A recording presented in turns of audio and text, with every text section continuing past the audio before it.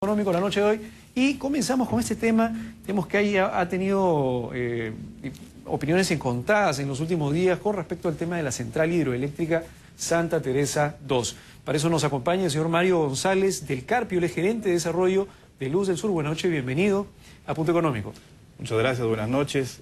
Gracias por permitirnos aclarar de parte de Luz del Sur este grupo de informaciones incorrectas, tendenciosas que han estado vertiéndose en distintos medios de comunicación sobre este proyecto en el cual nosotros estamos embarcados, que es un estudio para ver la viabilidad de desarrollar un proyecto de una central hidroeléctrica de 300 megavatios de potencia instalada. A ver, para entender, digamos, de forma un poco más general el tema. La vez pasada estuvimos acá con el señor Ricardo, y sé que él es el exministro del Ambiente, que nos vino a explicar un poco la posición de, entiendo, la otra parte en esta controversia.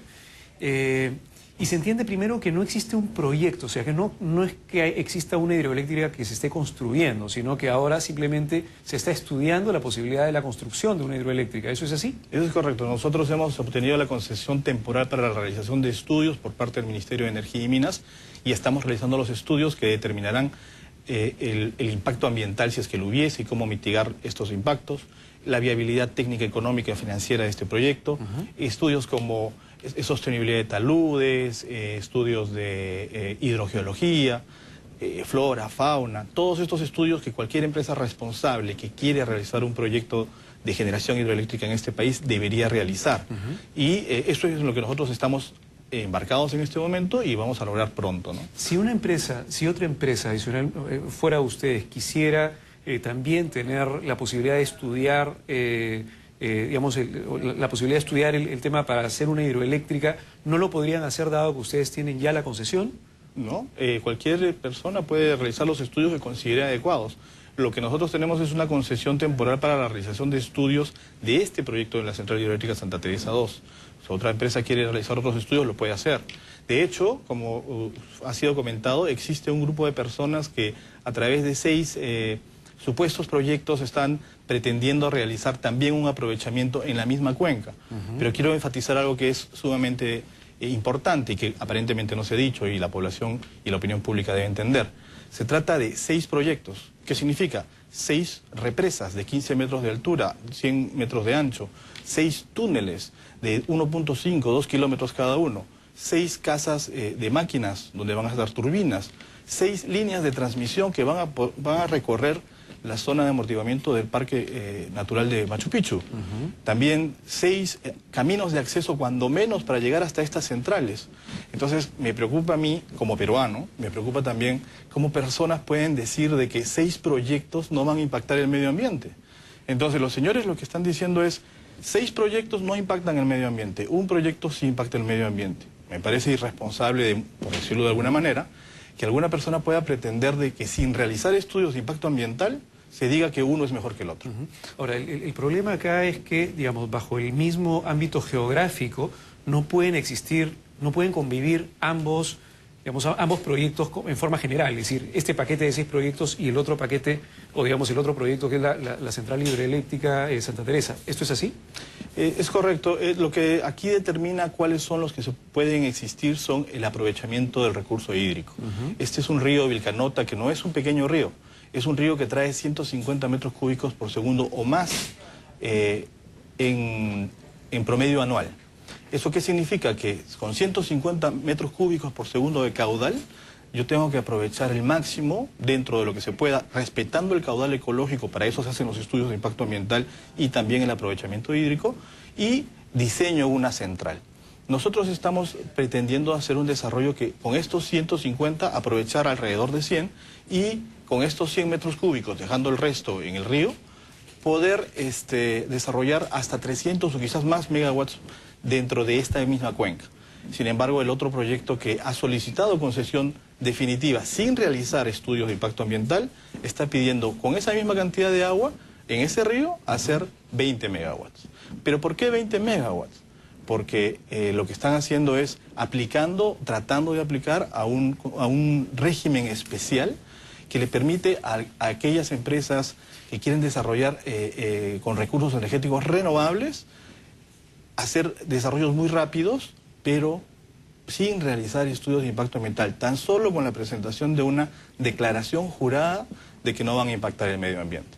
Entonces, eso es lo que a nosotros nos ha preocupado mucho y queremos salir a la opinión pública a decirles, no es que Luz del Sur quiera impactar el medio ambiente, Luz del Sur quiere hacer un proyecto respetando cada uno de los requisitos de la norma para llevar a cabo un proyecto. Por eso estamos haciendo estudios. Del otro lado, lo que están diciendo es, denme los permisos sin hacer los estudios. ¿Cómo quieren lograr eso? A través de 6 proyectos, nuevamente insisto, 6 túneles, 6 represas, en el Parque Nacional de Machu Picchu, muy cerca del Parque Nacional de Machu Picchu.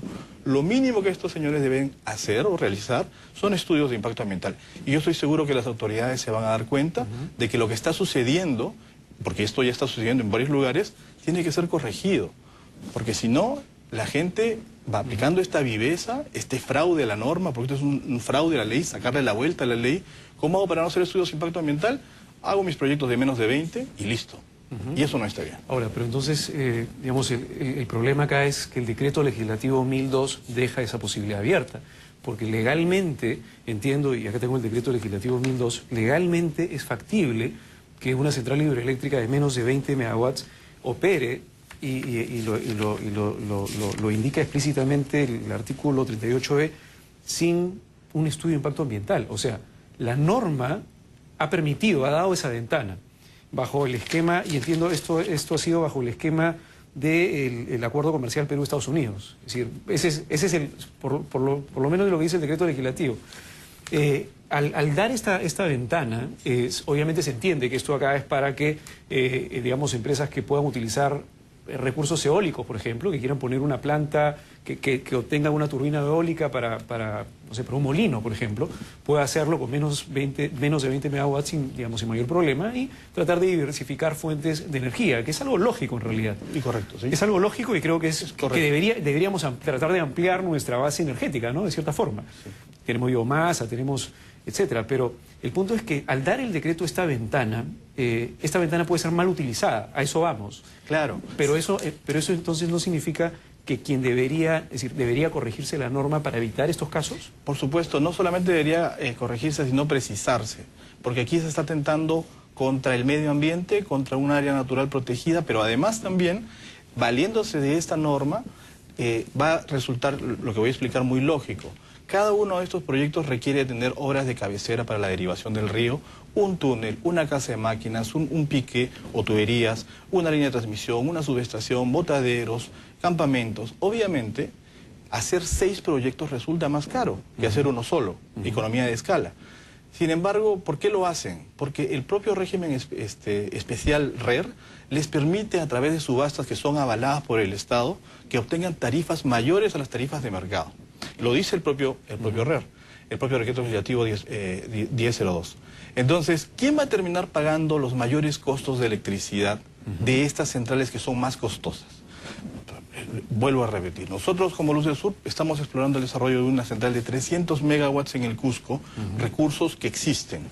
Estos señores con los mismos recursos quieren hacer 120 megawatts, pero 120 megawatts que después van a pretender concursar en un régimen especial, en una subasta de régimen especial, y ese sobrecosto se le va a cargar a los usuarios del país. Entonces no solamente no se hace estudios de impacto ambiental, sino que se le pretende cobrar más costo por esa energía por haber hecho un aprovechamiento ineficiente. Definitivamente creo yo que tanto los legisladores como las autoridades, al ver que existe esta situación donde se ha dejado la puerta abierta para que gente con muy pocos inclinaciones ambientales y mucho menos de desarrollar el proyecto, porque quiero mencionar eso también, puntualizarlo, no se trata de una empresa que se dedica a hacer centrales de generación eléctrica, ni mucho menos operarlas. Se trata de empresas de entre 1.000 y 2.500 soles de capital, 2.750 soles de capital, creadas en el año 2010 y en el año 2011 exprofesamente para desarrollar cada uno de estos saltos. Y, qué casualidad, todas tienen la misma dirección de domicilio, todas comparten los mismos accionistas o representantes legales, y entonces lo cual nos hace pensar de que esto es una cosa armada exprofesamente para eso. Y estos señores, ¿qué es lo que hacen? Ustedes pueden revisar la página web de la empresa, la están vendiendo, el portafolio de proyectos lo están vendiendo. Entonces, ¿van a realizar el proyecto? con un capital de 2.500 soles van a desarrollar un proyecto que va a costar 40, 60 millones de dólares. ¿Quién pierde después de todo esto? Nuestro país pierde la posibilidad de desarrollar adecuadamente un potencial hidroenergético que ya está estudiado. Pierde además porque si en el hipotético caso de que se desarrollase una central de ese tipo, el sobrecosto de esa central se la van a cargar a los usuarios. ¿Y quién más pierde? Pierde el medio ambiente porque se va a hacer un proyecto sin estudio de impacto ambiental. Claro. Ahora, digamos, lo que queda claro es que en realidad no hay estudio de impacto ambiental de ninguna de las partes, porque están en estudio todavía. O sea, no existe todavía el estudio en sí, o ya existe un estudio de impacto ambiental de parte de ustedes. Nosotros lo estamos desarrollando. Por eso, es decir, todavía aún no existe, por lo tanto no podemos saber efectivamente si es que va a haber impacto ambiental por ninguno de los dos lados, porque un lado dice, la otra empresa va a tener un impacto ambiental, ustedes dicen lo contrario, pero lo que sí queda claro en todo caso es que si evaluamos la eficiencia social, independientemente del impacto ambiental, si evaluamos la eficiencia social, lo que podríamos estar diciendo es que a nosotros como peruanos nos interesa obviamente tener energía. En los próximos años para crecer, para que el país crezca, necesitamos más cantidad de energía para poder crecer. Con lo cual, en la medida en que se genere la máxima cantidad de energía utilizando la mínima cantidad de recursos naturales, que son finalmente de todos, entonces eso obviamente le va a beneficiar más al peruano. Con lo cual, a la red eléctrica nacional va a entrar más cantidad de megawatts y por lo tanto la capacidad de más gente de tener energía para crear más industrias en el país. Si estamos hablando de una planta de 300 versus una planta o 6 plantas de 20 cada una con respecto a 120, y que esta planta de 120 no le permita a esta planta de 300 existir, porque no pueden coexistir ambas en el mismo ámbito geográfico, digamos, eso impacta obviamente la eficiencia social desde ese punto de vista. Correcto. Okay. Dejando de lado el tema medioambiental, que hasta ahora no hay nada claro porque no existen todavía los estudios, porque en un lado no va a haber estudio en teoría porque la norma lo ampara, y ese es un problema de la norma, y por otro lado porque, bueno, está en proceso de estudio. Pero sí quisiera puntualizar algo. O sea, por un lado, la norma ampara para hacer un desarrollo aislado, un desarrollo bien hecho. La norma lo que no ampara es la viveza de algunas personas de querer fraccionar un verdadero proyecto en 6 partes o en 5 partes. Pero no lo penaliza. El Ministerio de Energía y Minas, y entiendo las autoridades, ya el CERNAM le ha dicho, mediante un documento a la Dirección General de Energía y Minas de Cusco, le he dicho mediante un documento, ese permiso que tú le has dado de declaración de impacto ambiental es nulo, porque no me han pedido la opinión técnica favorable a mí. O sea, ya el proyecto Vilcanota 2, que pretende desarrollar solamente 20 megawatts, tiene una carta de parte del CERNAM, que es el Servicio de Parques Protegidos, de Áreas Naturales Protegidas, diciéndole a la Dirección Regional de Cusco, eso que tú has hecho es nulo. Yo no he opinado. Y obviamente entenderíamos que el CERNAM lo que está diciendo es, en resguardo del parque del área natural protegida, yo tengo que opinar no sobre un proyecto de 20 megawatts, tengo que opinar respecto a este aprovechamiento fraccionado que quieren hacer, que me va a impactar 6 veces. Entonces, sí es importante decir de que el estudio de impacto ambiental tiene que hacerse en todos los casos. Pero pasando y dejando eso de lado, efectivamente, en el país se necesitan entre 400 y 500 megawatts por año para poder mantener el crecimiento económico. Se necesita energía. ¿Qué mejor que energía limpia, energía de una central de pasada, una central que toma el agua y la devuelve en el otro punto, que no la contamina? Sin embargo, debido a estos especuladores que tratan de meterse en las cuencas y sacar permisos, no para desarrollar los proyectos, sino después para negociar y comerciar con estos permisos, es que se está poniendo en riesgo el desarrollo de centrales hidroeléctricas como las de Santa Teresa 2, ¿no? Ahora, digamos, existen 2 proyectos, cada uno, digamos, bajo una legislación diferente, una sobre el decreto legislativo 1002, la otra sobre la ley de concesiones eléctricas, entiendo. Debería un árbitro decir, para la eficiencia, digamos, económica y para beneficio de todos los peruanos, el proyecto A o el proyecto B debería ser el que se dé. ¿Existe, entiendo, algún tipo de norma que defina, que decía algún árbitro que diga, ok, entre los 2 proyectos, obviamente, el proyecto más importante, más interesante, el que se tiene que desarrollar es A o B? Es correcto. La Dirección General de Energía en el Ministerio de Energía y Minas es el responsable de dirigir este tipo de concesiones. Existe un área que es la Dirección de Concesiones Eléctricas y que entiendo yo que en representación del Estado peruano tiene que evaluar el mejor aprovechamiento, aquel que le dé mejor uso al recurso del país, de nuestro país, que requiere energía. Entonces, ante esta... ¿Y se ha pronunciado ya o no? Nosotros hemos entregado un recurso de oposición a esta petición de concesión de generación con recursos energéticos renovables. Hemos presentado una oposición con muchos argumentos técnicos y legales que demuestran claramente que no se puede dar un permiso de este tipo en un río tan caudaloso, habiéndose presentado para esto una suerte de fraccionamiento dentro de una zona de área natural protegida. Esperemos que las autoridades se pronuncien pronto y zanjen de una vez este tema, que está generando innecesariamente otra situación que considero que es muy negativa. En el Perú necesitamos estar unidos para poder desarrollar infraestructura. Necesitamos mucha infraestructura. Y no es posible que un grupo de personas, cuando ven que este negocio que estaban armando se les puede caer, lo que hacen es, están buscando apoyo en algunos pobladores diciendo cosas tan falsas como que nos queremos llevar el agua a otro país, como que queremos hacer túneles para que sus casas se caigan en los túneles.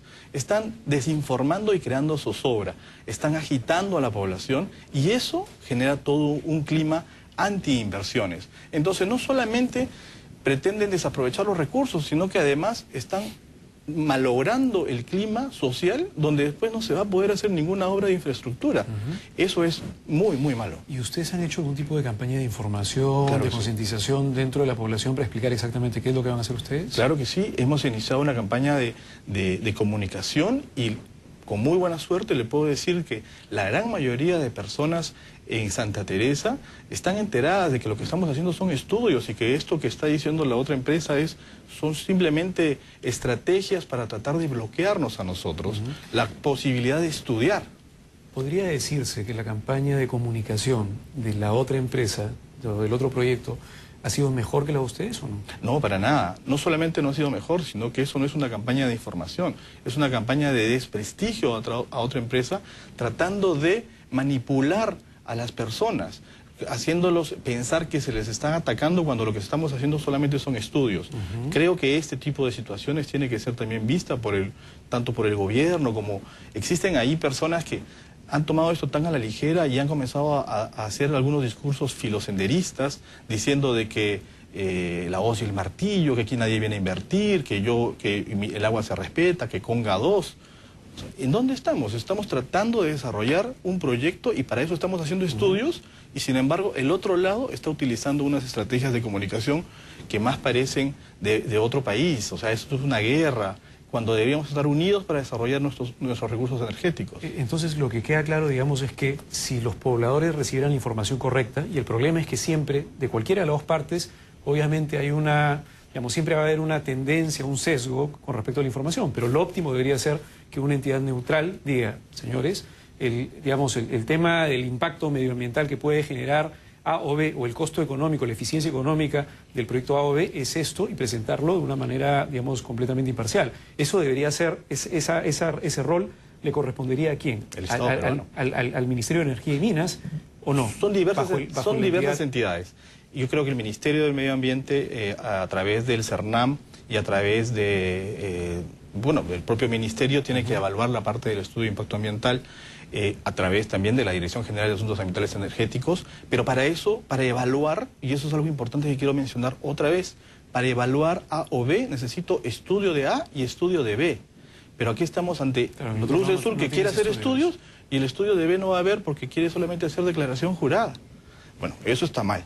Pero en la parte económica es la Dirección General de Energía la que tiene que hacer la evaluación qué tanto aprovechamiento eficiente se va a hacer en cada una de las alternativas, 2, 3, 20 alternativas, y debe determinar lo mejor para el país, para nuestro país.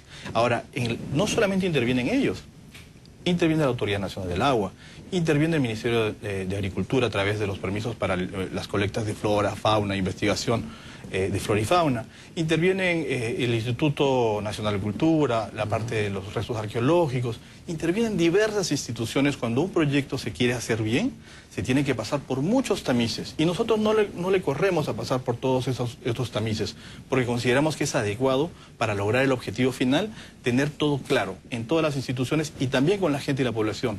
Cosa que no ocurre con el decreto 1002. Lamentablemente no. En el decreto 1002, procesos son sumarísimos porque se entiende que son proyectos muy chiquitos. Que no impactan, no tienen mayor impacto. Proyectos chiquitos, no 5, 6, 10 proyectos chiquitos que hacen uno grande para evitar hacer estudios. Eso es el tema de fondo. Entonces, a ver, para resumir un poco, el tema finalmente acá, yo no quiero abogar ni por uno ni por otro, la idea es ser completamente imparcial, pero el tema es que, primero, el decreto legislativo 1002 en realidad ha abierto una ventana. Ha abierto una ventana porque se entendía que las energías renovables se iban a impulsar de manera, digamos, para tratar de mejorar o aumentar la matriz energética, energía eólica, etcétera, pero ha dejado la ventana para que proyectos, digamos, más grandes puedan ser hechos a través de varios mini proyectos, con lo cual alguien debería arreglar el decreto 1002, alguien debería, digamos, hacer algo con respecto a esto para que esto no vuelva a pasar, independientemente del caso de Santa Teresa, porque probablemente se vuelva a repetir. Por supuesto. Ese es un tema. El otro tema debería ser que alguien, que debería ser el árbitro, que debería ser la persona o la entidad que está en un proceso de concurrencia, entiendo, donde dos proyectos concurren bajo un mismo ámbito geográfico, diga algo, se pronuncie, de forma tal que un ente imparcial dé información al mercado, sobre todo a la población que está en la zona, que es la que probablemente está desinformada, sí, sin decir si lo está o no, pero alguien debería decir algo con respecto a Proyecto A y Proyecto B. Es correcto. Además, es una cosa importante. El Estado, creo yo, en su rol que fomenta las inversiones en infraestructura, y en este caso de servicios como la energía, debería además garantizar a inversionistas serios que quieren hacer inversiones, garantizarles de que no va a venir una persona, un advenedizo, a meterse en la mitad de la cuenca y aprovechándose de esta suerte de régimen especial, que no tiene que hacer estudio de impacto ambiental, se coloca en la mitad de la cuenca y te bloquea. Y solamente con efectos especuladores te bloquea el desarrollo de un potencial hidroeléctrico de 100, 200, 500. El Estado tiene que ver la forma de cómo mejorar la regulación, esto es una sugerencia, yo le pido a las autoridades que lo vean de esa manera, para que los proyectos que tienen concesiones se ejecuten. Hay muchos proyectos que tienen concesiones que justamente grupos pequeños de ingenieros se juntan, hacen sus concesiones, las tienen guardadas debajo del brazo mucho tiempo, están negociando, están tratando de mercadear estos permisos y mientras tanto el Estado peruano necesita inversiones que se ejecuten. Este tipo de proyectos, estos 6 RERs, en nuestra opinión, están haciendo exactamente eso. Ustedes pueden entrar a sus páginas web y pueden darse cuenta cómo desde ya, desde la concepción del proyecto, están buscando inversionistas que quieran venir a comprar. Dicen claramente, nuestro portafolio de proyectos comprenden hasta tantos proyectos de 20 megawatts. Nuestros portafolios de proyectos están amparados en una tarifa preferencial que el Estado peruano garantiza. De acuerdo. Eso no está bien. Definitivamente queda claro, y bueno, para terminar nada más, digamos, por criterio económico, tema de economía de escala. Evidentemente los proyectos más grandes, el costo unitario es menor y eso le abarata el costo para todos nosotros, y lo importante es que haya más cantidad de energía para todos, porque al final el beneficiado son todas las industrias a nivel nacional. Muchas gracias, señor Mario González, por venir a aclararnos estos temas tan importantes y, bueno, digamos, un llamado para que se mejore la regulación con respecto a este tema, porque este tema es el inicio, pero pueden haber más problemas por un mal marco regulatorio. Muchas gracias nuevamente por venir a Punto Económico. Volvemos con más en la siguiente parte de Punto Económico para hablar de crowdfunding. Volvemos.